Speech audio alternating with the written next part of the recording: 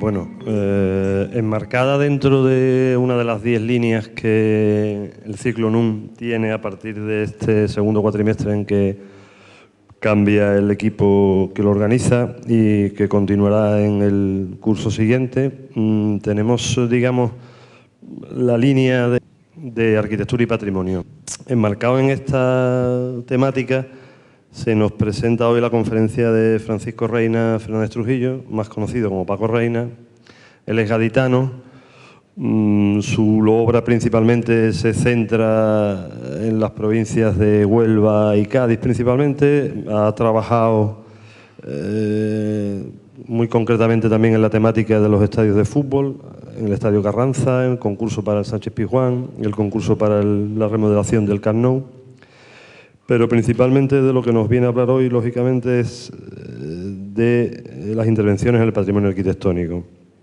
Nos va a hablar de temas de yacimientos arqueológicos, de Itálica, de Bolonia, de rehabilitación de castillos, de Castellar de la Frontera, de Jimena y de Alcalá de los Gazules, ¿no?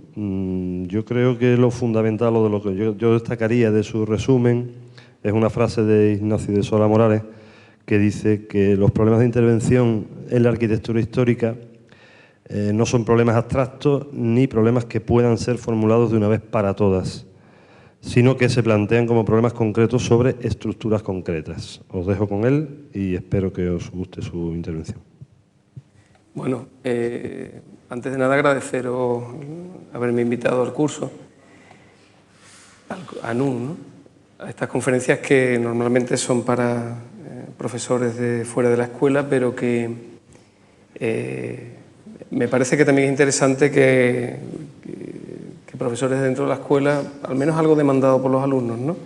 Que de pronto, bueno, pues que se sepa que esa actividad que se desarrolla docente en la escuela, sepamos de esos profesores que están haciendo en sus estudios, ¿no? En caso de mi estudio o mi actividad profesional, yo creo que es va en paralelo a la escuela.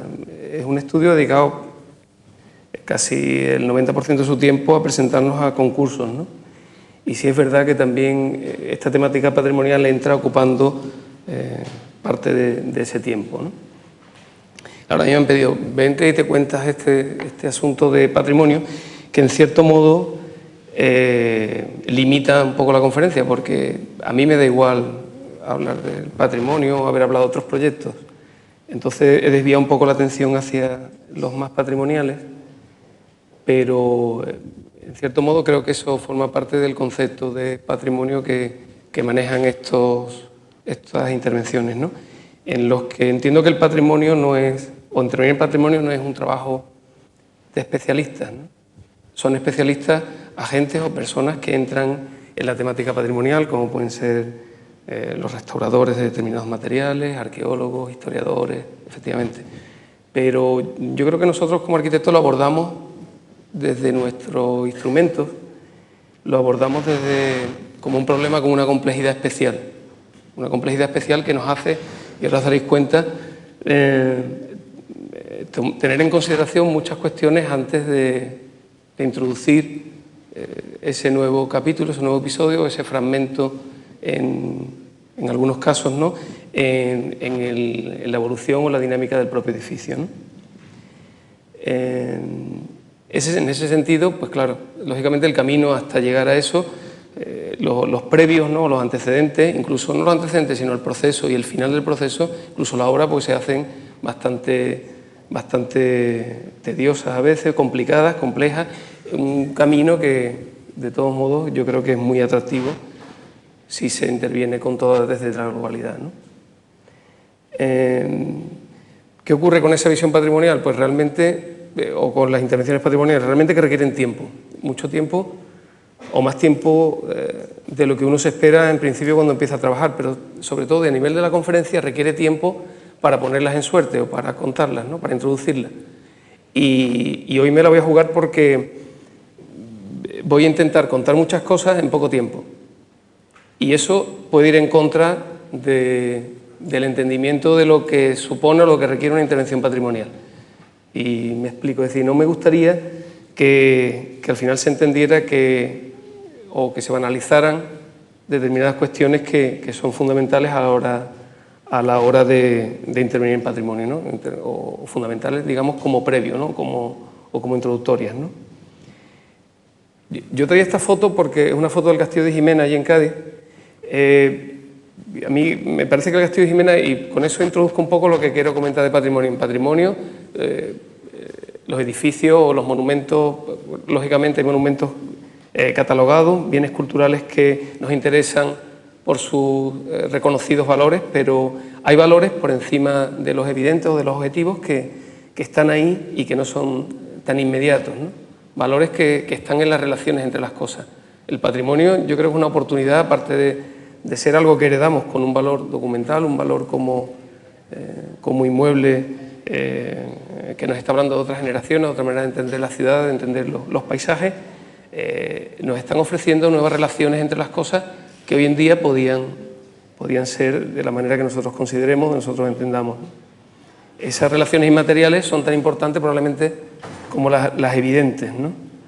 Y traía Jimena porque es un castillo en el que pasan muchas cosas a la vez de momentos muy distintos, ¿no? De momentos históricos muy distintos. Aquí en primer plano se ve bien ahí, se ve un aljibe que es almohade, al fondo una torre que desde luego tiene trazas ya posteriores del siglo XVI, siglo XV-XVI, un castillo que en su almenado nos está hablando de fusileras del siglo XIX, todo eso convive al mismo tiempo.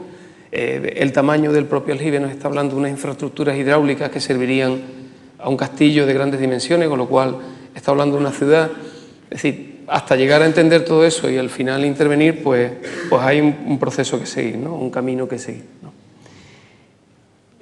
Yo quería hablar como de todas estas cosas y le he pedido a Javier que me avise dentro de media hora como para cortar, porque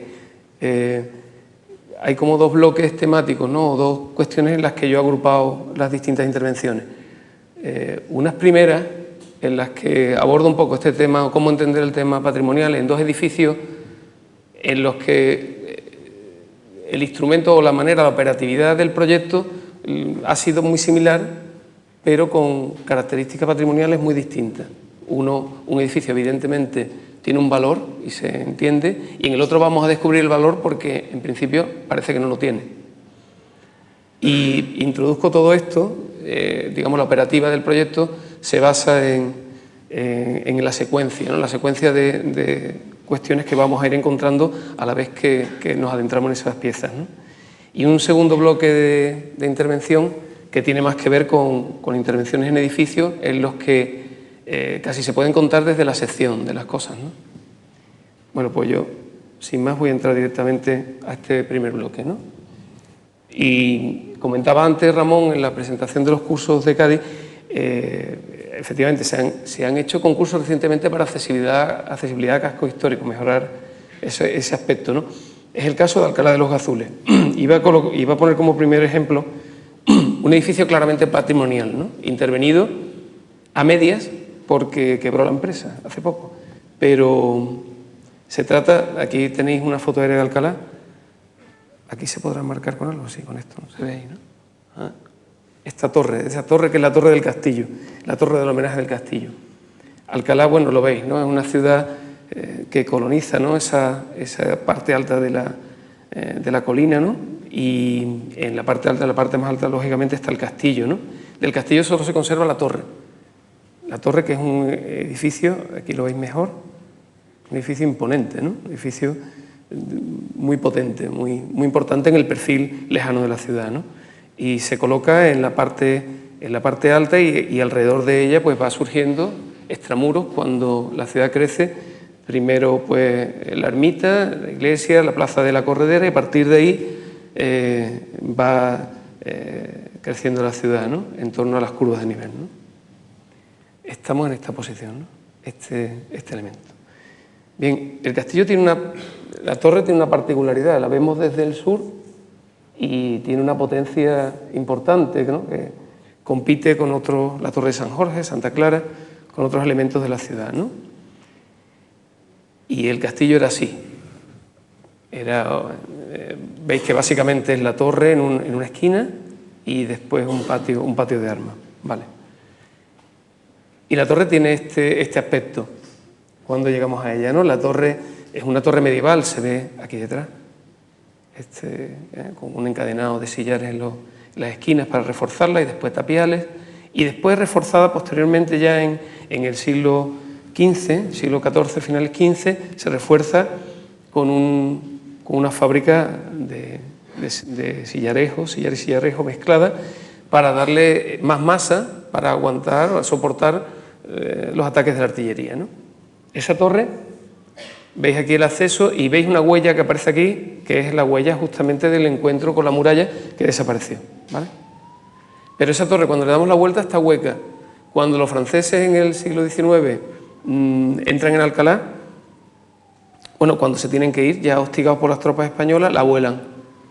Le meten una carga de dinamita, la vuelan y ya el resto lo hizo el pueblo para montar los depósitos municipales que están enfrente. Acabó utilizando el material y dejó la torre con una sección vista por detrás. Es decir, que algo que aparentemente es masivo, pues no lo es, ¿no? Está hueco. Está en esta situación. ¿De acuerdo? Yo estoy aquí contando cosas, todavía no hemos hablado nada de intervención, pero me puedo tirar con esto lo que queramos, porque lo interesante de la torre es que se construye, esa primera torre medieval se construye para proteger un aljibe.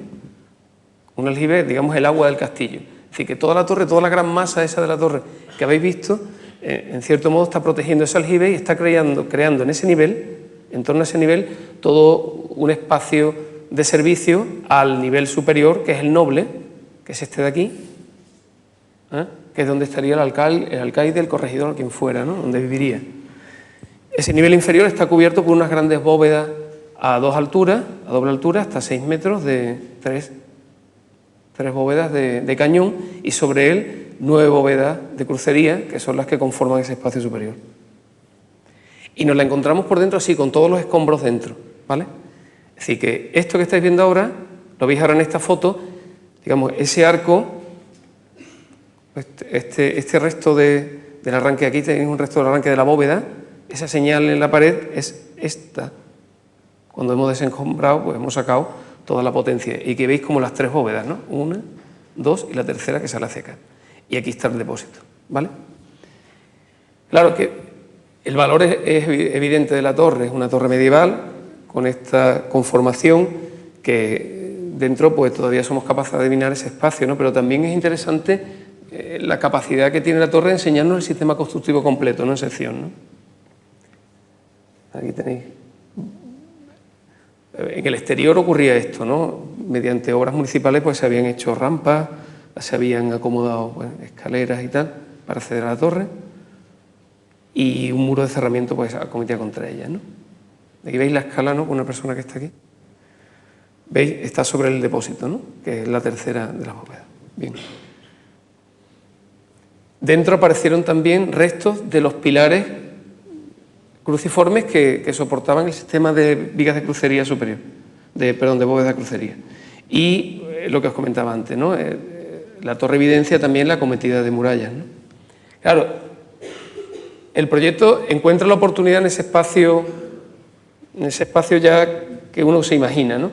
Capaz, ¿no? de ese primer nivel de servicio, ¿no? Y la aspiración es a cerrarlo, es decir, bueno, vamos a entender que esto es un espacio cerrado, contenido, el de arriba también, pero montemos un sistema, algo superpuesto que lo cierre, ¿no? Como un resorte, una segunda piel, ¿no? En esa piel podían pasar cosas. Esa piel podía facilitar el acceso a la parte superior, es decir, podía convertirse en un mecanismo que, acoplado a la torre, permitiera ascender, ¿no? Y entonces la aspiración es esa, a construir, a entender al que entrara que había un primer espacio en el que estaba el depósito, que veis aquí, y que dentro de esa contención del espacio se habilitaban sistemas de escalera que llegaban a esta cubierta que debía entenderse como el espacio del corregidor, ¿no? Del alcaide, ¿no? Y desde él accedían. Al final se está creando un recorrido de cosas, de situaciones, ¿no? Es decir, esta piel permite desde el acceso ascender a este punto, desde este punto subir arriba, y desde arriba poder seguir subiendo o bien hasta aquí o bien bajar por la escalera original de la torre, que está dentro de un muro, hacia la salida sin cruzarse con el que sube. Es decir, como una especie de promenado, recorrido, que al final te acaba enseñando toda la torre, ¿no? Esta es la planta de la torre. ¿Veis la masividad? Muros de 3 metros, ¿no? Los originales, y la segunda masa, que es la forra, y donde la torre reventó, que es donde no tenía esa masa artillera, ¿no? Reventó hacia el sur.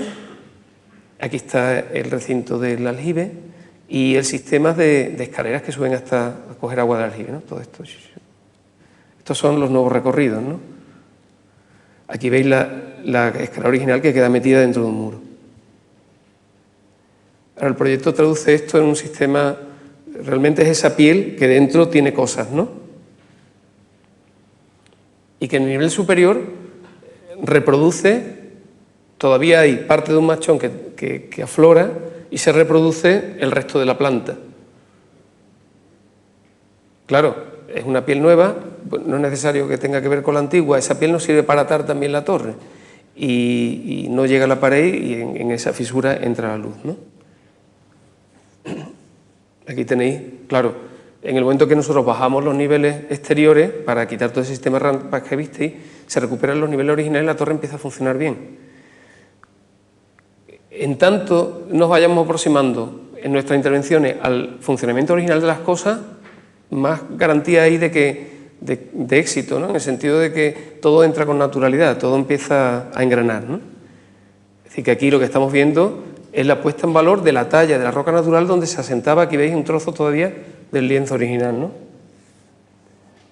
O se pareció conveniente dejar a la vista, incluso por debajo de los pavimentos, restos del arranque de la torre que tenía sillares romanos, ¿no?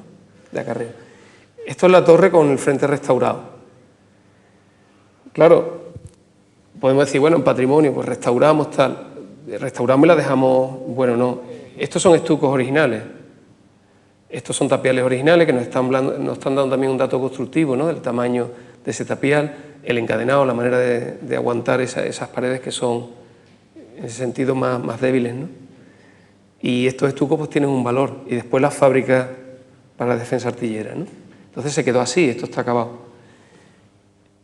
En el interior se construye ese forjado que realmente ata los 4 muros, ¿no? Y dentro de ese forjado, tapando, cerrando ese forjado, las escaleras que ascienden a cubierta y descienden al aljibe. Esto es foto de la obra a la mitad porque es como se quedó. Pero esa piel, la veis, ¿no? Cómo crece hacia adentro. Hacia el exterior, pues realmente fue una operación simplemente de separarse, de limitar los pavimentos a una distancia justa para que la torre se viera realmente que asentaba sobre el terreno, y por eso estos cortes, ¿no? Y sí se recondujo el tema de cómo encontrarse con esa plaza o ese entorno urbano inmediato, cómo encontrarse con el caserío, ¿no? A través de una serie de basamentos y piezas que lo cerraban. Pero todo era como un artilugio, ¿no? Un mecanismo que nunca se quedará visto. Digamos que cuando vayáis allí dentro de poco estará cerrado y que parece que está como apuntalando, aguantando la torre, ¿no? Y que por dentro pues tiene este aspecto, ¿no? Un espacio, le entra luz por un lateral, lo baña por ese lateral, ¿no? Contiene el espacio, ese gran espacio inferior que veis que ya en su momento montó entre plantas, ¿no? Que veis que está hablando de qué momento histórico, ¿no? Está hablando de un momento del siglo XIII, por ahí, ¿no?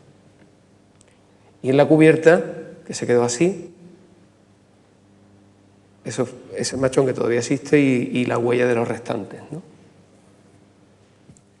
Bien, frente a este elemento claramente patrimonial, o que nadie duda de sus valores, yo quería traer como contraste, y lo paso rápidamente porque lo he contado en muchas ocasiones y ya estoy aburrido un poco de contarlo, pero es el tema, una intervención que hicimos en Carmona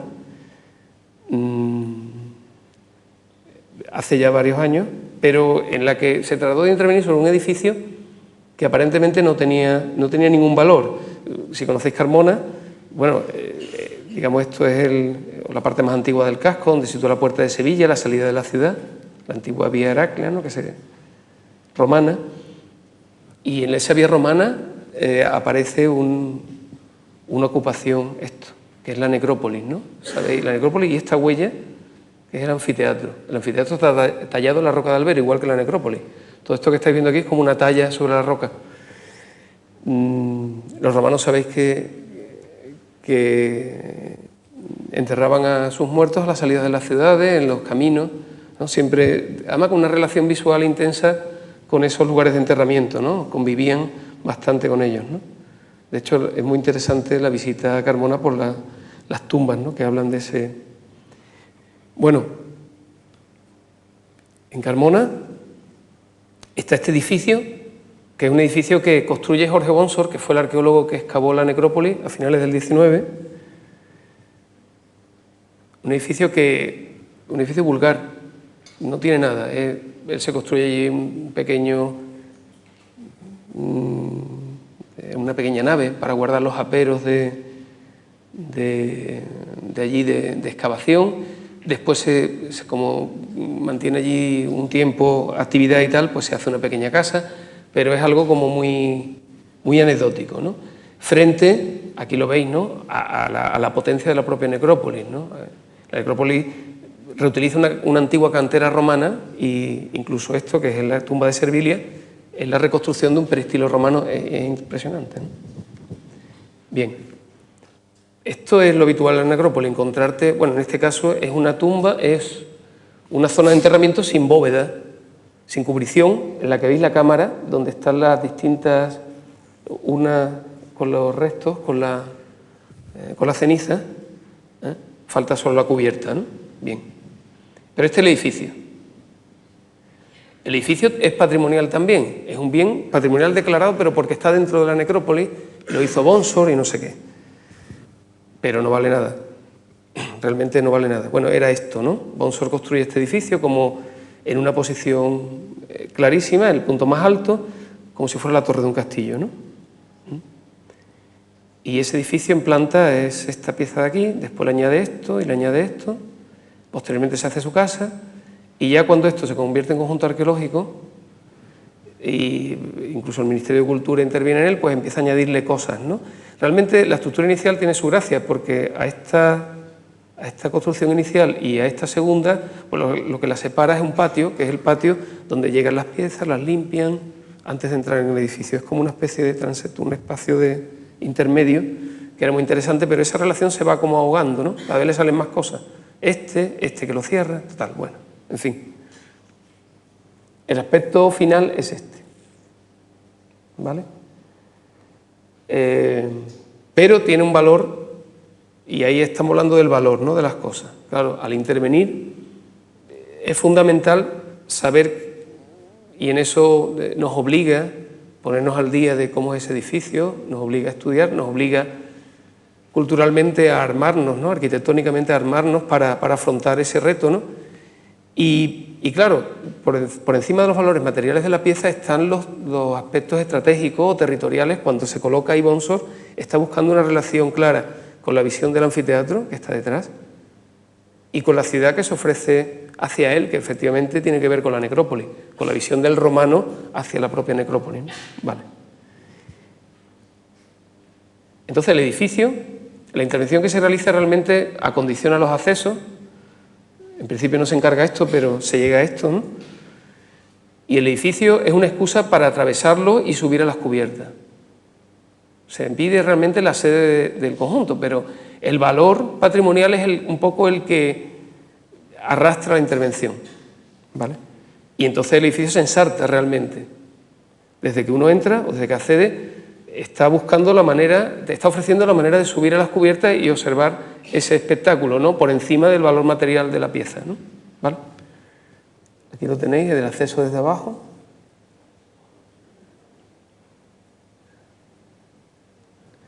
Desde la puerta se ofrece sesgadamente, es decir, que primero siempre nos aparecería la pieza de Bonsor y tangencialmente el acceso, que es como una excusa para entrar. Ya la puerta nos está ofreciendo una subida tangencial a la izquierda, ¿no? Y nos está ofreciendo una salida, una búsqueda del territorio o de la visión del territorio en un eje, ¿no? Y nos saca fuera, ¿no? Porque el que entra sale. El director del conjunto se quejaba, decía, es que no se queda nadie mirando los paneles, todo el mundo va buscando cómo salir porque hay un poco de trampa en la intervención en ese sentido, ¿no? Y una vez que uno sube, lo que se encuentra arropado por los dos volúmenes, la casa de Bonsor y el volumen que enmarca la vista hacia el oeste de Sevilla, de lejana de Sevilla, y hacia el este de Carmona. Es decir, que al final acaba siendo esa pieza, claro, una pieza que lo único que aspira es a contener ese mirador, ¿no? Ese volumen de aire que ya está contenido por los propios volúmenes, ¿no? Y que se traza o que con la menor materialidad posible, o que se trabaja con la menor materialidad posible, independiente de los muros, incluso para ser traspasada por la vista en la lejanía, ¿no? Como una plancha que está ahí, que solamente permite salir, ¿no? Y que permite ver el anfiteatro. Desde ella te ofrece, girando en torno a ella, pues te ofrece la subida al nivel superior de cubiertas, desde el que ya el panorama, la vista es completa, incluso sobre la propia necrópolis, ¿no? Pero una vez que uno está arriba no tiene que volver a entrar al edificio para salir, sino que se ofrece una salida directamente al exterior. Es decir, que ya el cabreo es decir, esto es máximo porque la gente ya ni entra después de subir arriba, ¿no? Se va, se puede salir por aquí, se va. Queda tangencialmente en la planta lo importante, digamos, lo que preserva el edificio, que preserva la colección, una escultura de Servilia, de la única que quedó aquí y no fue al Museo Provincial, y una urna única donde todo el ajuar funerario se expone, ¿no? Para que se entienda lo que uno se va a encontrar luego en la necrópolis. Bueno, habéis dado cuenta que realmente se ha marcado como otro recorrido, ¿no? Otra promenada. En algunas ocasiones ese recorrido, como en este caso, ¿no? De esto que es, esto es una villa, la villa de Castellar de la Frontera, no sé si la conocéis. Bueno, en este caso ese recorrido se ha traducido directamente o se ha solidificado en una pieza que ayuda a entender lo que estaba ocurriendo, ¿no? En esta situación, una torre, esta que está aquí, tiene adosada, bueno, la villa veis que es, ¿no? Es un castillo que tiene un alcázar en una punta y todo el recinto urbano está colmatado con caserío, ¿no? Es decir, que la villa se ha colmatado. Es imposible desde dentro casi ver el sistema defensivo, pero una casa que estaba en ruinas, que se cayó aquí, permitía de pronto ver un lienzo del castillo, ¿no? Permitió porque cuando se estaba demoliendo para hacer otra casa, se empezó a mover la torre. Entonces fue cuando llamaron para hacer una obra de emergencia. El sitio es impresionante, ¿no? Castellar ocupa, esto que habéis visto en planta es esto, este es el alcázar, que mira al norte, mira el camino, esta es la salida, no se verá por aquí se ve un poco, pero es el camino natural de salidas de la serranía de Ronda hacia el estrecho de Gibraltar, ¿no? Y en este lugar pues se cayó, digamos, esa casa, ¿no? Se movió la torre y provocó una emergencia. Esto es Castellar visto desde el alcázar y este es el aspecto interior de la villa, ¿vale? Bueno, pues detrás de justamente esta casa, detrás de esta, estaba este edificio que es el que se cae. Parte de la casa ocupaba la torre, es decir, el dormitorio de la casa estaba dentro de la torre aquí, y aquí arriba la azotea donde tendía, que era la propia torre, ¿no? Ocupaba el cuerpo de guardia. Cultura lo que quería era simplemente consolidar la torre y negoció con el ayuntamiento no volver a construir esta. Se le propuso, dice, bueno, pues qué oportunidad tenéis de ver esto, un aljibe que hay aquí, que era el patio civil, el aljibe civil, el aljibe que servía a la población del castillo. Qué oportunidad de ver la torre, ver esto, recuperar los niveles originales, entrar en la barbacana, porque la barbacana era el establo la barbacana que veis que es la muralla adelantada, ¿no? La primera línea defensiva, era el establo de la propia casa, ¿no? Este era el aspecto del patio, ¿no? Y lo que nos encontramos era esto, cuando la casa la tiramos. Y aquí se ve la torre, por dentro, ¿no? Ya se está leyendo. Aquí había un paso de ronda que iba por aquí, que este hombre, no, por aquí, perdón, y este hombre desmontó para subir a su dormitorio, pero el paso de ronda estaba por aquí, es decir, era un poquito más alto. Bien, pero estas son huellas sobre la torre original de la ocupación doméstica, ¿no? Aquí veis un poco esa ocupación doméstica también en el resto de casas de las barbacanas, ¿no? Un jardín, este hombre un establo, en definitiva. Y la barbacana, que era esto, pues estaba completa. En cuanto se excava un poco, se ve el paso de ronda, es decir, que se ve todo, está todo ahí. El proyecto solidifica esa relación, ese recorrido, ¿no? Decíamos, bueno, se hace desde aquí, tenemos el aljibe, podemos subir a la torre, recuperar el paso de ronda, bajar al aljibe y verlo, seguir por aquí, ver los niveles originales de pavimento, salir fuera, ver la barbacana, irnos en muy pocos metros cuadrados, cosa que el castillo en completo no conseguía enseñar, ¿no? Era un poco esto, ¿no? Se entra desde este nivel, subir, bajar, y vamos a hacer la secuencia rápidamente, ¿no? Entramos, nos encontramos el patio, y el patio no se construye la crujía donde estaba la casa, sino que la crujía nos sirve para incrustar una escalera y bajar al aljibe, verlo, subir al paso de ronda que se reconstruye en parte, bueno, reconstruido, algo notándose realmente que está reconstruido, algo retrasado. Yo creo que en esto de patrimonio también entrar como con criterios fijos, hay mucha gente que dice, no, es patrimonio, bueno, pues, o es una pieza de museo y no la toco, que es como una actitud también premeditada, ¿no? que a veces simplifica el discurso, o con criterios, ¿no? Porque todo el mundo coge los criterios como si fuera el recetario. Dice, bueno, pues como tengo que construir una fábrica nueva, pues la hago como separándose, como decía la carta del restauro, tal. Yo creo que con que de lejos se vea que es una fábrica y cuando uno se acerca se ve que nadie le está engañando, es suficiente.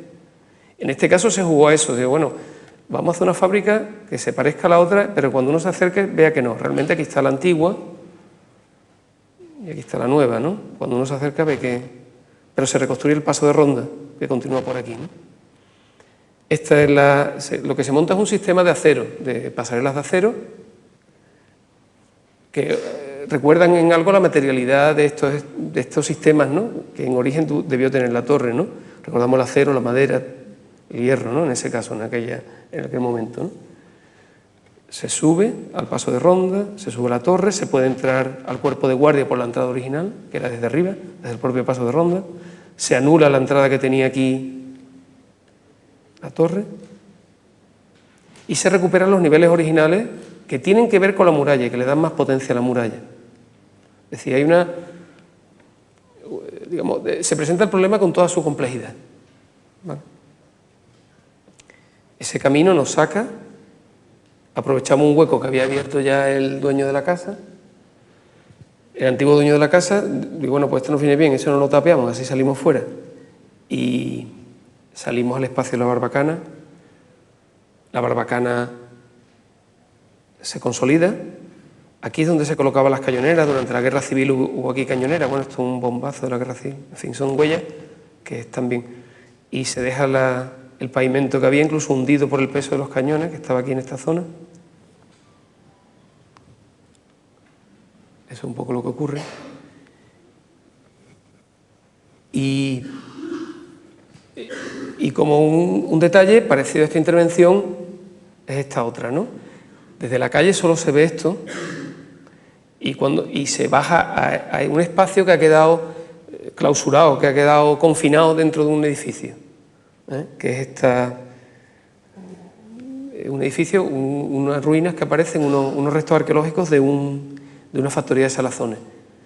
Lo interesante de este tema, que es esto, Cultura no puede adquirir el yacimiento completo porque es un edificio en el centro de la ciudad, en el centro de Cádiz, un edificio industrial, un edificio dedicado a salazones, es decir, que llegaban el pescado, es decir, que lo interesante de este asunto, de este yacimiento, es que aparece en el centro de una ciudad, en el centro de una ciudad que es maciza, que es Cádiz, ¿no? Aparece aquí. Y dice, bueno, ¿cómo puede aparecer una factoría de salazones ahí si tenía que llegar el señor con el barco, soltar ahí el pescado, limpiarlo? Claro, porque Cádiz en aquel momento tenía de aquí a aquí un canal que va cegándose en ese momento, siglo I antes de Cristo, el canal está en funcionamiento. Es como el puerto natural de la ciudad. Es un dato fantástico hoy en día. Es decir, a nivel patrimonial, si hay de pronto un un elemento que me está contando que a -6 con respecto a la cota, que era el mismo piso de la ciudad, ocurrían otras cosas antes, pues ya tiene un valor, ¿no? Digamos que de todo el yacimiento, cultura solamente puede quedarse con esta parte. Y a -6 metros con respecto a la cota de calle. Y en la calle solo puede comprar un pequeño rectángulo que le permite solamente introducir una escalera para bajar. Y aquí veis el yacimiento incrustado dentro del nuevo edificio, ¿no? Que es este. Se mete a duras penas una escalera que es como una especie de muelle también, ¿no? Pero como todo el suelo es valioso, esa pasarela no toca nunca el suelo y se coloca al nivel de uso de la factoría, es decir, el nivel que establecemos es donde la factoría pisaba, ¿no? Realmente toda esa topografía brutal, ¿no? de los salazones, sabéis que eran como grandes pilas donde se echaba el pescado con tongadas de sal, de salmuera, tal, y iba fermentando. Eso estaba a nivel de suelo, eso producía unos empujes pues que obligaba a tenerlos en pilas, ¿no? Excavados. Como todo el pavimento era valioso, aquí tenéis distintas pilas en función del tipo, el garum en una de las pequeñas, tal, del tipo de salazón, pues lo que se hace es meter como en un barco en una botella, ¿no? Se mete como una estructura metálica que es como un muelle que va de lado a lado y construye unas pasarelas que son de cristal para que se vea lo que hay debajo, porque si no, si son macizas ya no se ve nada, ¿no? Todo el esfuerzo era como meter eso ahí. Entonces es una estructura metálica que casi se monta como un mecano dentro, ¿no? Es esto, ¿no? Bueno, aquí tenéis, bueno, la misma pasarela vuelta es el expositor, ¿no? Donde se cuenta la historia y de ahí se colocó un proyector, ¿no? Bueno, en el proyector se ve, aquí se ve lo que era Cádiz, ¿no? Ese canal que os hablaba era este. En fin. Claro, era tan poco el espacio, las paredes están separadas para posibilitar el movimiento del aire, la ventilación forzada de ese sótano, ¿no? Y la puerta es de rejilla porque por ahí es como al revés, metemos aire limpio y por la puerta sale el aire ya movido, ¿no? Del interior, ¿no? Es decir, que estos forros esconden detrás unidades de aire que meten aire limpio extraído de la calle, ¿no?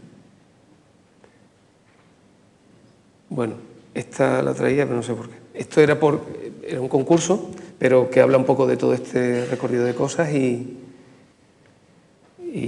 solidificado. Este es el concurso de la Chanca de Conil, que un poco era como enlazar una serie de piezas patrimoniales, aquí lo veis, y vuelve a ser a través de una única pieza que unía como todos esos episodios, ¿no? Ya que estamos hablando de restos arqueológicos, yo quería contar 3 experiencias muy rápidas en Itálica. Claro, los restos arqueológicos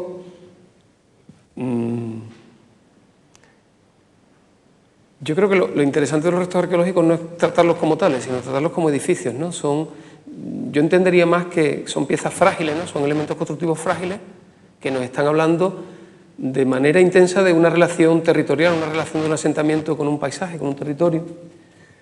En el momento, como decía antes, en que los entendemos también como edificios, que forman parte de una globalidad, como es el caso, por ejemplo, claro, en Itálica el único elemento que se puede entender como edificio es el anfiteatro. Lo demás está arrasado, más que arrasado está expoliado, ¿no? Es una ciudad absolutamente expoliada. De hecho, el anfiteatro es cantera, ¿no? Fue cantera de la Autovía de la Plata. El anfiteatro oficialmente, de él se extrajo piedra, se extrajo restos hasta el siglo XIX, finales del XIX, para construir la Vía de la Plata, no la autovía, la vía, ¿no? Es el único edificio donde en Itálica es posible adivinar ese espacio, ¿no? Quizá el teatro también, ¿no? Sobre todo el anfiteatro. Es un espacio, las galerías del anfiteatro que todavía se conservan, ¿no? Pero que Itálica, y lo digo rápidamente, bueno, pues la Itálica inicial está aquí, en el actual Santiponce, es el primer asentamiento estable de romanos en la península. Es lo importante. Bueno, el agua, el mar llegaba muy cerca, y el río, el Guadalquivir era mucho más caudaloso, y el Madrevieja o el Brazo estaba por aquí, el Brazo Vivo, ¿no? muy cerca, con lo cual era un sitio donde Escipión asienta las tropas después de la batalla de Alcalá del Río, de Lipa, la Segunda Guerra Púnica, pues aquí es donde los establecen los romanos, ya una vez que España es un territorio, digamos, empieza la aculturación, o empieza el periodo romano, los asienta aquí. Y es en época de Adriano, ya en el siglo II después de Cristo, cuando la ciudad se expande de 13 hectáreas a 52 hectáreas, ¿no? Una ciudad, la ciudad del emperador, ¿vale? Ya no es cualquier cosa, ya no es una ciudad de provincia, una ciudad romana que tenía su foro, su caserío, no, ya es una ciudad con un programa edilicio de categoría, de gran categoría, casas enormes, edificios de equipamiento tremendos que están hablando como el anfiteatro, ¿no? Como la ampliación del teatro, como unas termas enormes, tal. Está hablando de un lujo, está hablando de un equipamiento comarcal o provincial, ¿no? Porque aquí no lo llenaba con la gente de la ciudad, vendrían de todos los pueblos, ¿no? Voy a hablar rápidamente de 3 intervenciones y que hablan de ese sentido patrimonial de la globalidad, ¿no? De la necesidad de conocer el problema en su totalidad, ¿no? Bueno, aquí veis lo que está pasando en Santiponce, ¿no? Que a la mínima que una casa, estas son las termas menores, pero está todo como a nivel de calle, ¿no? Todo el yacimiento, ¿no? O el teatro, ¿no? Veis como las casas están a nivel del propio graderío. En Itálica los problemas son múltiples, pero sobre todo son de conservación y de puesta en valor. Bueno, puesta en valor es que es presentar al público para que lo entienda, ¿no? Y para que lo pueda transitar, ¿no? Pero en este caso, aquí veis el anfiteatro que os comentaba. El anfiteatro es como una cantera de piedra y lo que estáis viendo son los restos de un derrubio. Cuanto más cerca de la carretera, más demolido está, más desaparecido, ¿no? Esto es esta zona, que es la puerta triunfal o la puerta principal. Pero el anfiteatro, que se coloca, como veis, en una vaguada, esto es una torrentera, un brazo de agua que estacionalmente pues pasa el agua por aquí. Los romanos encuentran esa posibilidad topográfica, que era una cosa muy habitual, igual que en el anfiteatro de Carmona. Pues, bueno, pues ahí se colocan y solidifican la construyen, ¿no? Como los dos lados del anfiteatro, los dos lados los dos grandes graderíos, pues se incrustan, tienen que construir menos, solamente se incrustan en la ladera, solo tienen que construir sus frentes, ¿no? Y ese agua la desvían y la utilizan dentro del sistema hidráulico del propio edificio. Es decir, la reconducen dentro y le sirven para limpiarlo, le sirve para ir renovando el agua de las propias cloacas, ¿no? Es decir, en un sistema parecido a esto. Aquí veis cómo las acometidas de la presa, que supone la construcción del anfiteatro, pues limpia las cloacas que sirven a los graderíos, ¿no? El anfiteatro es una ruina, el anfiteatro es eso, donde no ha caído porque la dinamita no ha llegado, pero pasa esto continuamente, ¿no? ¿Vale? Y se consolida, ¿no? En esta fotografía se ve dónde está más perdido. Bueno, aunque la puerta triunfal, que es por donde entra todo el mundo, está muy bien, la opuesta, la puerta libitinaria, por donde salía el que moría, había con el tiempo ido arruinándose, o esos lodos habían ido colmatándola, ¿no? Los lodos de la propia presa, pero habían ido funcionando mal casi desde época romana. Ya los romanos habían cegado algunos accesos al anfiteatro en su cara posterior. Y aquí tenéis pues, esos lodos, ¿no? Que van acometiéndose que van acercándose al edificio hasta llega un momento en que lo cierran, ¿vale? Pero como veis, los restos arquitectónicos en este frente son de una potencia tremenda. Llega un punto en que incluso se hacen distintas contenciones para ir aguantando esas tierras que van fluyendo, son arcillas, pero sin resultado. La actuación consistía, bueno, vamos a intentar solucionar este problema y que el recorrido de visitas continúe en el eje y salga. Entonces, la operación realmente es retrasar la ladera y hacer o realmente colocar un drenaje al pie de la nueva ladera o del perfil reconstruido y que ese drenaje recogiera el agua y lo llevara al sistema de cloacas original. Y bueno, vamos a hacer que funcione como estaba antes, a ver qué pasa. Y esa es la intervención, ¿no? Retrasamos la ladera un poco, aliviamos, digamos, esa presión de la ladera contra el edificio y nos encontramos la cloaca perimetral y digamos, corrimos ese espacio de tránsito, ¿no? Y nos apareció el aliviadero de la presa antigua, ¿no? Claro, nos limitamos solamente a mirar lo que estaba ocurriendo, ¿no? Apartamos, colocamos una franja, la delimitamos, incluso en vez de recuperar los niveles originales romanos, lo que hicimos fue enseñar el sistema constructivo romano como un valor más. Es decir, me parecía muy interesante que parte de digamos, una sección ideal apareciera a la vista, ¿no? esa cloaca o la huella de esa cloaca que nunca se vería, ¿no? Todo el sistema de pasarelas y pasos y tal intenta o aspira a ser invisible, a no pesar, ¿no? A pasar por encima de los restos, a flotar, a no pisarlos en lo posible, ¿no?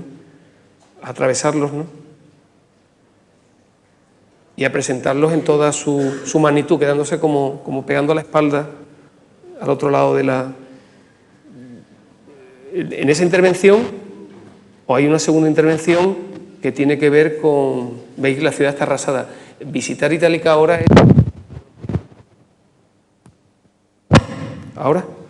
es tremendo, porque ahí no hay una sombra.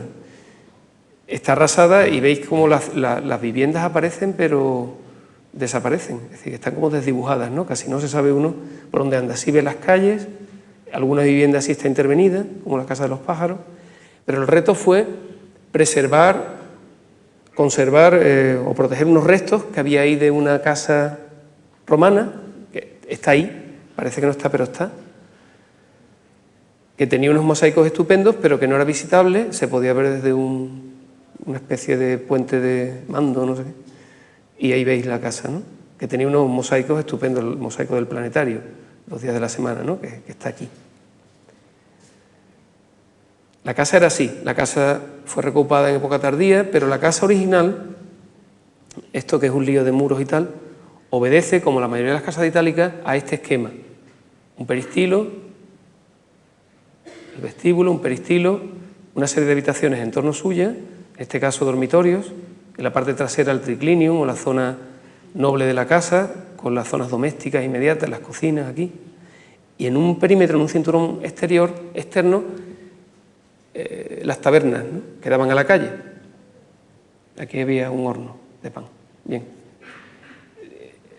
Pues la intervención fue, bueno, vamos a hacer que el edificio funcione para que no se enfangue, funcione, vamos a poner en funcionamiento el sistema de drenaje original. Vamos a buscar la cloaca, la limpiamos, metemos ahí el agua, teniendo en cuenta que ahora cosas que están cubiertas, que antes estaban cubiertas, ahora están descubiertas, ¿no? Pusimos en funcionamiento el sistema de drenaje hasta sacar el agua fuera.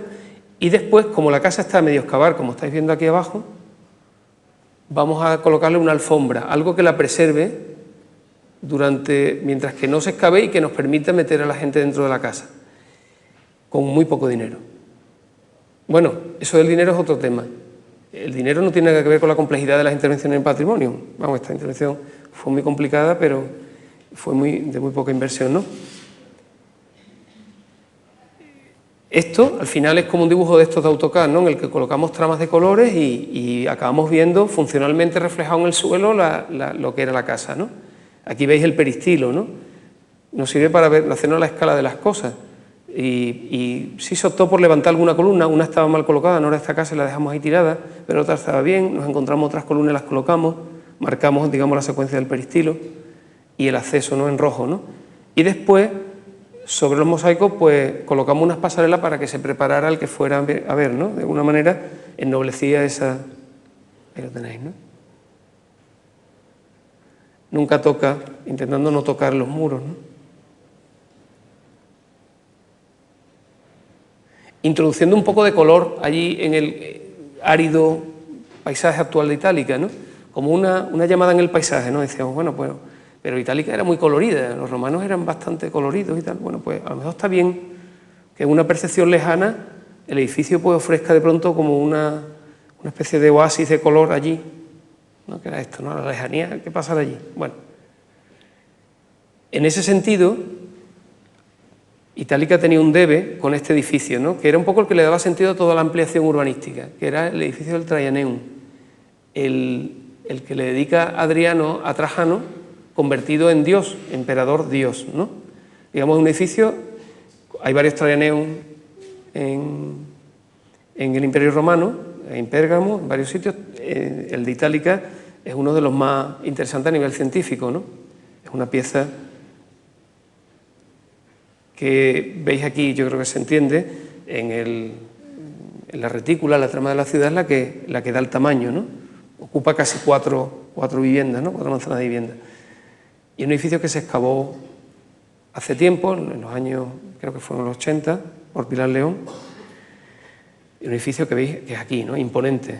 Este es el cementerio de Santiponce, que, bueno, es muy interesante, se coloca como en la colina, ¿no? Santiponce hace como los romanos, coloca el cementerio para verlo desde la ciudad, como la colina, el Traianeo se coloca en la colina, en la parte alta de esa colina, ¿no? Digamos que Itálica va colonizando pues ese perfil suave, ¿no?, del territorio. En la parte alta coloca el Traianeum, lógicamente, era como una llamada, ¿no?, en la lejanía, o diciendo los romanos, bueno, aquí estamos, aquí está el Traianeum. Lo mismo hace el cementerio, pero como no hay nada, porque Itálica está arrasada, de hecho, este edificio tenía aquí 2 escaleras, y entonces todos los materiales del Traianeum se han ido disolviendo, ¿no? Ahora llega un momento, ahí lo tenéis, ¿no? Un edificio que se coloca en el eje del Cardo Máximo, ¿no? Un edificio que de pronto, claro, ¿qué es lo patrimonial? Por supuesto es patrimonial el edificio en sí, pero empieza a ser patrimonial incluso la huella del expolio. Es decir, en el momento en que se han llevado incluso la cimentación, ha quedado sobre el terreno grabado, con el líquido, con el poquito de mortero que el terreno absorbe, ha quedado grabado el negativo del propio edificio, como se ve aquí, ¿no? Y lo que había que hacer era, primero, evidenciar que el edificio estaba allí. Una manera de hacer desaparecer esta carretera es que entienda el que pasa que está pasando por un edificio romano. Había que preservarlo, como en el caso del planetario, pero tenía una deuda con el territorio, ¿no?, que es la que se intentó avanzar con esta propuesta, ¿no?, que está a medias, ¿no? Este es el edificio. El Traianeum era esto, una crujía perimetral porticada, era como un foro, ¿no?, como un espacio de plaza, y en medio un imponente templo donde estaba la estatua, la escultura de Trajano, ¿no? Es muy fácil de entender en planta porque ese perímetro era este, y aquí en el centro esa es la cimentación del templo, ¿no? Bueno, la operación es esta, un poco bestia, pero bestia por su extensión, es como un campo de fútbol prácticamente, ¿no? Pero lo que intenta es, protegiendo lo que existe provisionalmente, en tanto no se hiciera una obra que pusiera en valor completamente el edificio, por lo menos hacer saltar, entender que el edificio está ahí y hacer saltar, si pudiera ser, la carretera del cementerio, que es esa. Es decir, es una imposición en el paisaje, ¿no? Es decir, el Traianeum era una pieza, imaginaros, sobre esa cota, que es la cota de uso romana, 12 metros del templo, se están encontrando columnas, bueno, una barbaridad, ¿no? Entonces, qué menos que evidenciarlo en el territorio. Se habilitaron los drenajes para toda esta superficie, haciéndolos compatibles con los romanos. Se recuperó una fuente, que es esta de aquí, que veis aquí a los pies. Aquí tenéis el basamento. Claro, el basamento era imponente, no es una masa de hormigón. Y se recuperó, al menos ahora, uno que pasa por allí, pues ve que pasa algo, ¿no? En el paisaje hay como una mesa, que es donde se situaba el Traianeum, en el punto más alto de la ciudad, ¿no? Bueno, el que se quiera ir se puede ir ahora, porque voy a contar esto. Este es otro bloque de cosas, son inmuebles, son edificios, ¿no? Esto es un concurso, es el concurso de ampliación del Museo de Cádiz. Y es en una casa heredada, una casa que hereda el museo, ¿vale? Como hereda de una marquesa que muere y que se la dona al museo, y es una casa tradicional gaditana, una casa palacio, ¿vale? Aquí es en esta situación, ahora lo vais a ver en la foto. Este es el Museo de Cádiz, está la Plaza Mina, no sé si conocéis Cádiz. Yo siempre, bueno, de esto podemos hablar mucho, pero esto es una barbaridad, ¿no? De Cádiz es una cosa espectacular, porque es como si uno coge y talla con un escoplo sobre un trozo de tierra, pues la ciudad, ¿no? Y realmente el casco es una talla, ¿no? Veis que las plazas aparecen como que faltan piezas, ¿no? Pues una de esas piezas es la plaza de Mina, que era la huerta de un antiguo convento que estaba aquí, y ahí aparece esa casa, ¿no? Es una ciudad que es así porque se construye de una vez, ¿no? Se construye en el siglo XVIII, cuando la Casa de la Contratación pasa a Cádiz, pues provoca la necesidad de construcción, ¿no? De construir en el casco, ¿no? De colmatarlo, ¿no? Con una burguesía mercantil, una burguesía que lo que hace es trato con indias, ¿vale? Esto es lo que se ve desde la cubierta de la casa, que es toda la ciudad, y ahí la tenéis. Esto era Cádiz, antes de que la Casa de la Contratación se instalara allí, poco antes, y el Cádiz, cuando al poco tiempo, en 1750 ya, de pronto, bueno, pues además, digamos que se desarrolla con un programa urbanístico claramente definido, ¿no? Esta es la casa y el museo está aquí a la derecha, ¿vale? Fue un concurso en el que lo que se pretendía es que parte de la colección del museo pudiera ocupar la casa, una parte específica, una parte concreta, ¿no? El Cádiz ilustrado, realmente la que obedecía a la propia casa, es decir, la casa se convertía como en una pieza más del museo en ese momento, ¿no? Claro, los inmuebles de las ciudades nos estaban hablando de relaciones, es decir, este inmueble, por su masividad, por la manera de colocarse en la plaza, nos está hablando del contexto o del tejido histórico donde se está insertando. Esa pieza patrimonial, con su masividad, con su contención, nos está hablando de esta trama urbana también, ¿no? Y... ¿esto qué? No, ya me he pasado.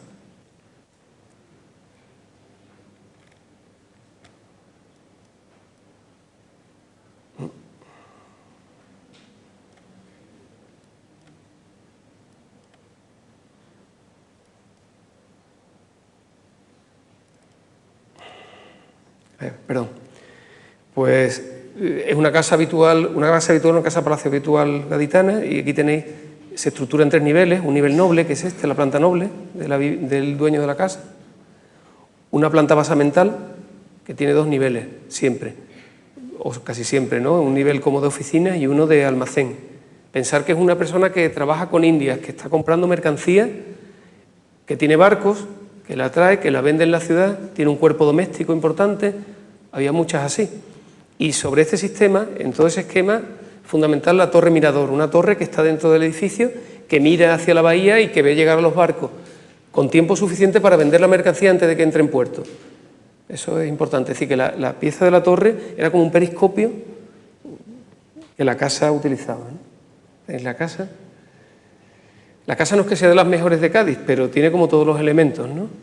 Pues desde la entrada, un patio, la escalera que sube, la escalera principal, y una zona trasera detrás de la escalera doméstica, donde estaban pues, los patinillos de servicio, cocinas y tal, y 2 crujías principales, ¿no? Que dan a las calles, y una más secundaria que se incrusta en el patio. Esta es la planta baja de la casa, y el patio que tenía este programa decorativo ya transformado del 19, ¿no? En Cádiz normalmente las casas tienen, bueno, cuando se puede tienen monteras, ¿no? Que habilitan el patio como zona de uso.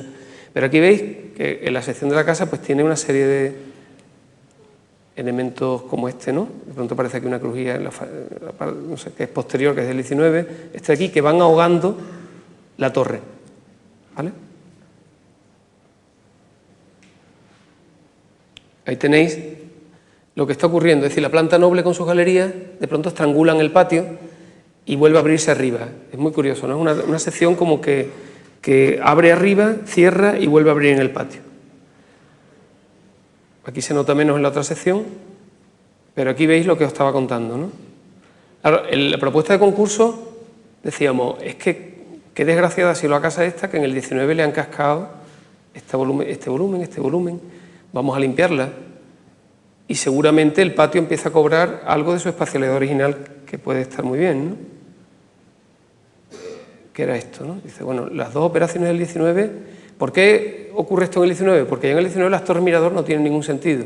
Las torres mirador operan durante el 18, pero llega un momento en que el comercio va descendiendo, no es lo mismo, hay otro tipo de comunicaciones, las torres tienen un problema también de esbeltez, un problema constructivo, caen en desuso, ¿no? La operación primera es esta. Y la operación segunda es reequilibrar la situación de la torre dentro del sistema de vacíos del propio edificio. Decimos, bueno, si la torre era protagonista y arriba tenemos la oportunidad de hacer un vestíbulo y un museo, vamos a convertir eso realmente en un espacio de uso, ¿no? Un espacio acondicionado, un espacio que vuelva a restablecer el equilibrio de los vacíos del edificio con las cubiertas, con la ciudad que ahora mismo tenemos, ¿no? En cierto modo, las intervenciones también buscan, digamos que analizan la vigencia que tienen ciertas relaciones de si son posibles, de ser posible la ciudad que ahora mismo tenemos, ¿no? Y esta pieza hacía como esa intermediación, ¿no? Y en cierto modo también recordaba a las monteras de vidrio de la ciudad, ¿no? Entonces pensamos, bueno, puede ser un sistema que a la torre la reequilibre en el patio, un patio que arriba abajo abre, se estrangula, vuelve a abrir, mete la torre en carga, acondiciona el acceso a las cubiertas y en la parte trasera del edificio, donde hay un desastre de lío doméstico, de patio y tal, metemos la escalera buena del edificio, que es la que nos garantiza la evacuación obligada, ¿no? Por ley, ¿no? Estas son las monteras de Cádiz, ¿no? Enfrente del edificio hay algunas, ¿no? Son piezas de acero y vidrio, o de hierro y vidrio. Y esto es un poco lo que hace la pieza, ¿no? Desde atrás se coloca, envuelve la torre y genera a nivel de cubierta un paisaje como este, ¿no? En el que la torre vuelve a ser protagonista, ¿no? En este vacío que ahora mismo existe ya, ¿no? En este patio se mete esto. La casa funciona igual, está la planta noble igual. Es decir, que la planta noble se convierte en salas expositivas y ya veis como una fuga aparece la nueva escalera y ascensor nueva, ¿no? De la casa, la que garantiza nivel superior. Claro, este nuevo vestíbulo a nivel superior lo que hace es invitarte a subir a las cubiertas, digamos reconstruye o le da el aire justo a la torre y la envuelve en una especie de... ¿Veis, no? Aquí se ajusta, no la toca nunca y nos ofrece la visión de la ciudad una vez que uno está arriba, ¿no? Esta vista, ¿no? Aquí la veis en sección, ¿no? Es como una gran horquilla. Claro, los proyectos estos de patrimonio no acaban nunca, ni en el proyecto ni en la obra, ¿no? Ahora mismo estamos dándole vueltas todavía en obra cómo ir colgando todo esto, que al final es una estructura metálica que cuelga del sistema de muros, ¿no? Y claro, de noche se convierte en un punto de referencia en las cubiertas de la ciudad, ¿no? Aquí tenéis, bueno, ya en obra, pues hemos desnudado la torre de las adherencias, veis que ya aparece la secuencia del patio, con cierto protagonismo, y ahora, en la obra siempre pasan cosas, aparecen cosas como esta, ¿no? Un arco que estaba embutido en la zona doméstica, bueno, pues ahora es una oportunidad de cambiar la escala a la parte doméstica que parecía que tenía una arquitectura más pequeña, de pronto aparece el arco, pues no hemos dudado en dejarlo visto, ¿no? Ya estamos dando vuelta a esto, ¿no? E incluso a velar todo este frente, bueno, en fin. Este proyecto casi os lo he contado en sección. Y este también se puede contar en sección. Esto es una propuesta para un concurso, el concurso del Museo Arqueológico de Sevilla. Y es en sección porque, si conocéis el Museo Arqueológico que está aquí en el Parque María Luisa,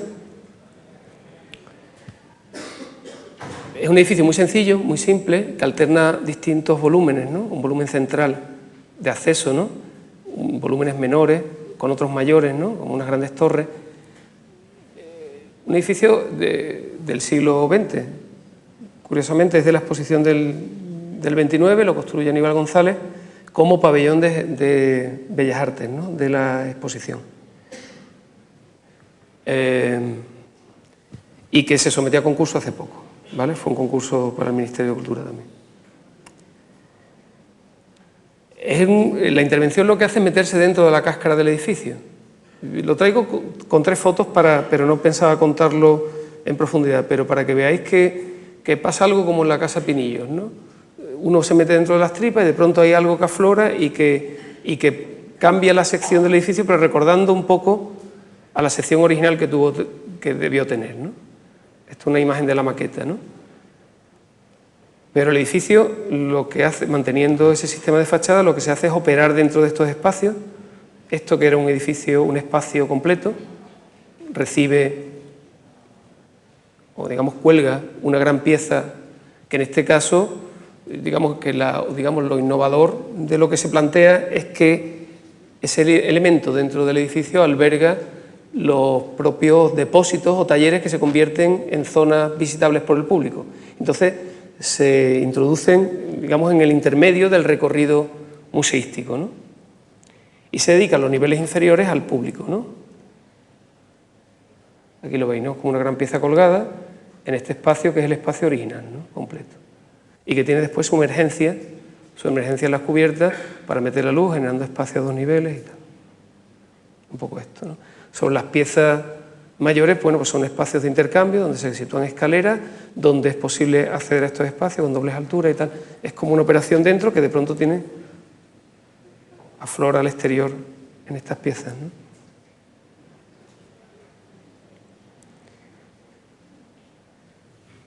Y que plantea volumetrías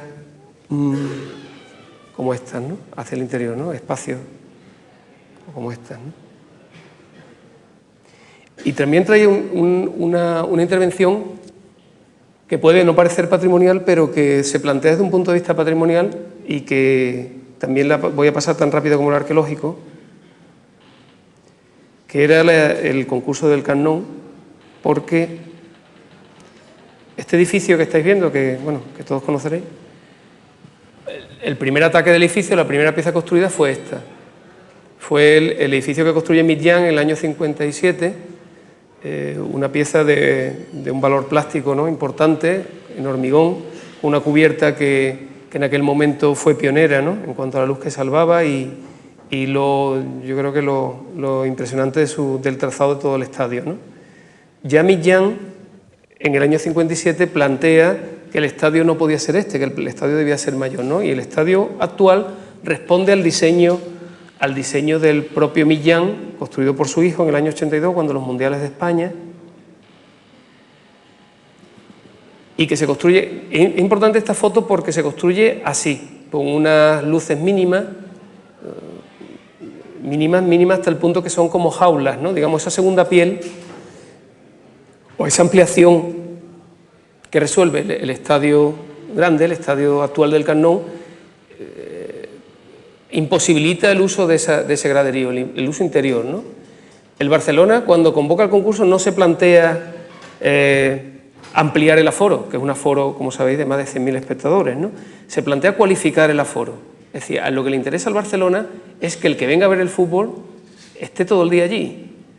No solo vea el fútbol, sino que coma, le presentemos un coche, le hagamos no sé qué. Es un palacio de congreso realmente. Y para ello, en la base del concurso, definen que la zona de ampliación realmente sea, o la zona donde el edificio permiten que ello se amplíe, sea justamente ese anillo que se construyó en el 82. Es decir, invitan a que se tire el anillo del 82 y se construye un nuevo anillo que, manteniendo el aforo de los 100.000, cualifique el actual aforo, ¿no?, como todo el aforo VIP, ¿no? Bueno, nosotros llegamos a este concurso de rebote, de carambola, porque habíamos ganado un concurso de estadio. Decía antes Javier en la presentación, pues especialista, hemos hecho estadios. Bueno, no tengo ni idea de estadios, es decir, que hemos hecho estadios, hemos planteado en el estudio, hemos proyectado estadios, pero nos han preocupado temas como la evacuación, la visibilidad y tal, pero sobre todo como resolver situaciones claramente urbanas. En este caso se mezclan dos cosas en el estadio del Camp Nou. Para el Barcelona, el edificio de Mitjan inicial es intocable, es como la joya de la corona y es muy valorado por los propios culés, ¿no? Es un edificio como el origen de su... en fin.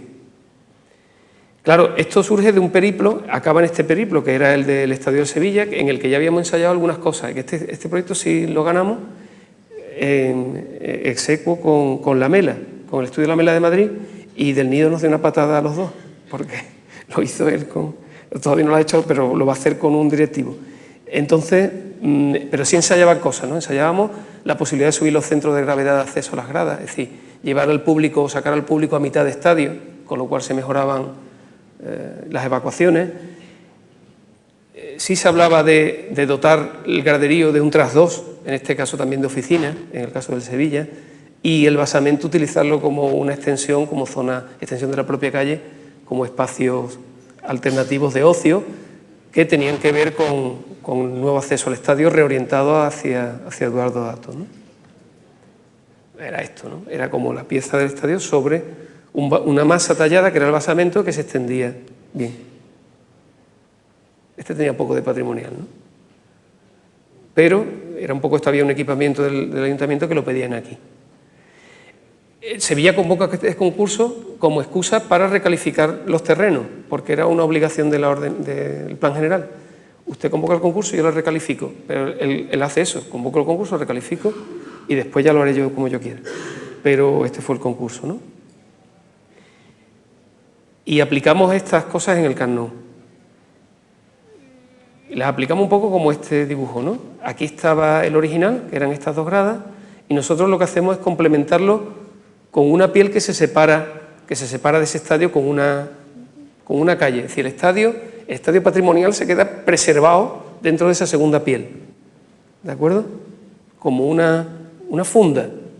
Una funda, claro que empieza a tener otra forma, ¿no? Pero no deja de ser una funda. Aquí no, yo creo que empezamos como a darle vuelta. Bueno, si el estadio patrimonial es este, el inicial es este, vamos a implementarle un segundo edificio, ¿no? Pero lo vamos a separar. Es decir, vamos a crear una calle en torno a él que lo separe y que lo sirva, ¿no? Pero claro, empezamos a pensar que esa piel podía responder a más cosas. Efectivamente, ya en el momento que la implementábamos, nos salimos de la fase del concurso, nos salimos del anillo de la ampliación del Camp Nou y empezamos a dar respuesta a la avenida de las Corts, que es esta, que está en primer plano, y un poco hacer que todo fuera lo mismo: basamento, cubierta, resolver el encuentro con la avenida, todos los usos empezar a desplegarlos en la oportunidad que tenía, los grandes espacios que disponía el Nou Camp. En este caso ahí veis el Palau Blaugrana, ¿no? El de baloncesto, y aquí en la esquina está la masía, ¿no? La famosa masía de... Claro, era convertir ese basamento que habéis visto en el Sevilla, convertirlo en un espacio de la calle, ¿no? La calle arriba, la calle del que entra en el estadio, frente a la calle baja, la calle del Escort, la calle de la ciudad, ¿no? En este flanco veis aquí la masía, que es como también otro punto como emblemático, ¿no? Donde se forman los jugadores y donde está el campo de entrenamiento. Esto es todo marketing, el campo de entrenamiento del Barcelona, que casi no cabe aquí, pero a ellos les interesa como enseñar a los jugadores. Esto se llena de gente, ¿no? Viendo entrenar al equipo, ¿no? Esto era intocable. Bueno, esa es la copa que ganaron ese año. Aquí se ve un poco, ¿no? Hay aire alrededor de esa pieza, de la pieza original de Millán, y después está todo ese despliegue para darle forma al score y sale una cosa así, ¿no? Vamos a dar la vuelta rápido. Bueno, ganó este, que fue el de Foster, que Foster se quedaba con todo, decía que hay que hacer esto, y lo dejaba igual, ¿no? Decía, el estadio que está y lo forro con una piel que se convierte en cubierta, con lo cual está bien, ¿no? Dice, bueno, pues no hago nada. Ahora está teniendo problemas porque esa piel mantiene incluso el estadio ampliado del 82, le está impidiendo meter los usos que demanda el Barcelona, cosa que hizo todo el mundo, que fue medio tocarlo. Y yo creo que el que estaba mejor era este. Bueno, esto como un detalle, como estamos en la escuela, este es el de Mateo, José Luis Mateo. Está muy bien porque dice, bueno, pues si es patrimonial entero, y yo coloco todos esos usos fuera, genero esa calle, como la que hacemos nosotros, pero tirándole el anillo, y desde ese nuevo edificio miro al Camp Nou actual y lo envuelvo, ¿no? Está muy bien. Y ya está. Y remato con esto. Bueno, esto por rematar, que es la... Y empiezo por donde acabé, que fue por Alcalá esta de los Azules, y ahora acabo que fue el otro edificio, fue un concurso también. Y es un edificio, como conocéis ya Alcalá, como lo he contado antes, está aquí en medio. Es la única casa que queda, casa palacio de la ciudad, casa palacio histórica, ¿vale? Lo cuento porque es una obra construida, la hemos acabado hace poco. Bueno, muchos de estos proyectos los he hecho con María Jesús Carmona y José Vázquez, compartí el estudio con ellos, casi todos están ellos ahí entrando en esos proyectos, en este también. Pero la casa es la que queda, es decir, hay un valor patrimonial porque es la que queda, la casa vais a ver ahora, pues tiene un valor relativo también, ¿no? Pero veis cómo está situada. Cuando comentaba antes, este es el castillo, la ciudad empieza a crecer hacia afuera y crea aquí la plaza de la Corredera, la iglesia, las casas consistoriales, entonces la casa era fundamental. La casa, claro, la casa antes era todo esto y se convierte en convento, esta parte, convento de Santa Clara, y solamente se queda la parte más ruidosa, la parte, se queda como palacio, la que da a la plaza de San Jorge, la plaza de la Corredera. A un palacio, un mini palacio, ¿no? Porque es esto, ¿no? Ahí yo quería destacar una cosa de esta casa, no tiene un valor, pero hay una cosa muy curiosa en la casa que es la gran masividad de los muros del sistema constructivo frente a las luces que salva. Habla de su modestia constructiva, efectivamente. Es decir, estas crujías que son de escasamente 3 metros, con muros de 70 y tantos centímetros, una barbaridad de mampostería. Es como entras allí y tienes la sensación de que todo es una masa, está entrando como una cueva, ¿no? Pero era como el frente de ese gran palacio que fue cercenado, fue cortado hasta que se queda en este trozo, ¿no? Una casa que era esto, muy intervenida a lo largo del tiempo, tiene unas dobles arcadas que soportaban unas galerías. Eran estas, ¿no? Galerías que fueron tabicadas con un tabique, un tabiquito, tabicadas con un tabiquito. Y esta, que es otra que aparece en el siglo XX, para habilitar un paso desde la escalera, ¿no? De modo, hay algo en la casa que está bien, ¿no? Es decir, bueno, pues hay una entrada, se entra desde la crujía principal, un patio y una escalera que te lleva a esas galerías, que esta es la nueva, en fin. Y arriba una cubierta sin más.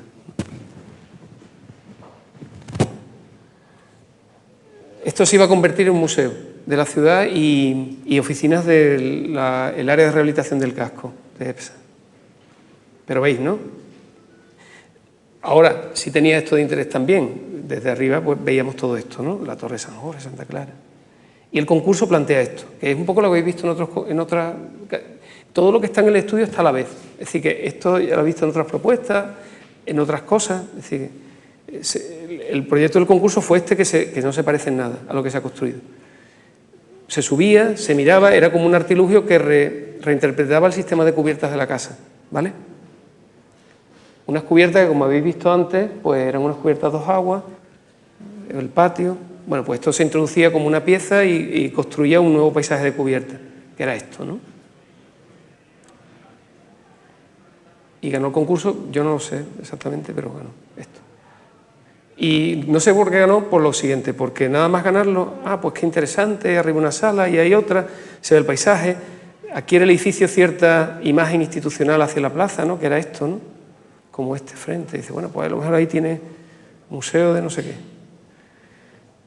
Pero acto seguido nos dice, bueno, habéis ganado el concurso, pero hay que conservar la primera crujía, porque está en el plan especial del ayuntamiento y no sé por qué habéis tirado la cubierta, todo esto hay que mantenerlo. Y yo creo que le vino muy bien al proyecto.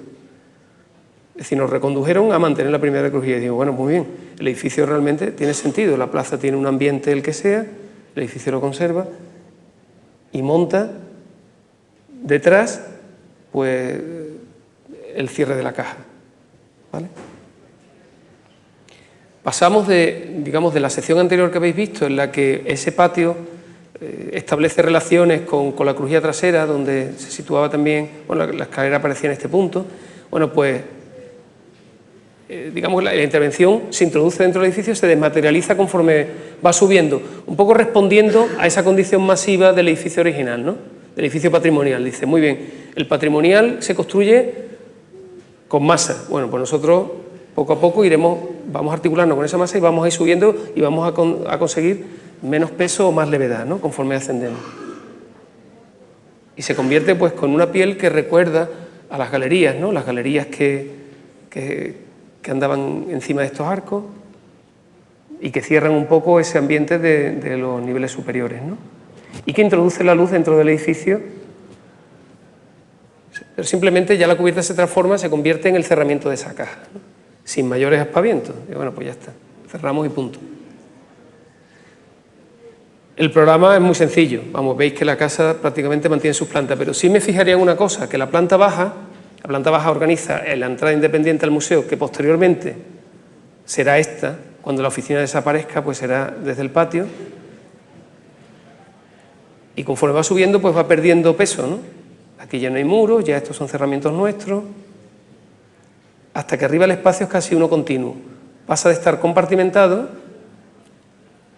a entenderse completo, ¿no?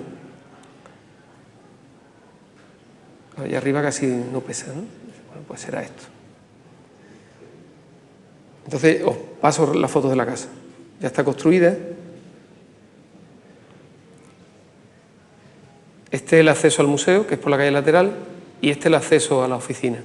La oficina lo limita del museo un mueble que se tira cuando ya no sea oficina, ¿vale? Y claro, la piel juega un poco con los rebotes de la luz, con las transparencias, lo que se ve, lo que no se ve, recuerda a las galerías. Se acristala en el vestíbulo real del museo, que está en primera planta, para asomarse y ver la casa completa.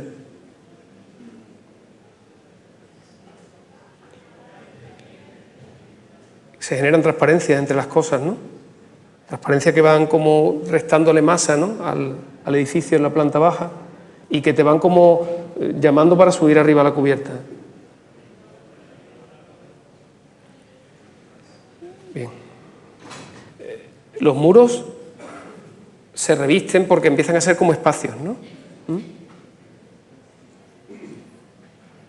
Y conforme se va subiendo, pues veis que se va a ir haciendo más leve, ¿no?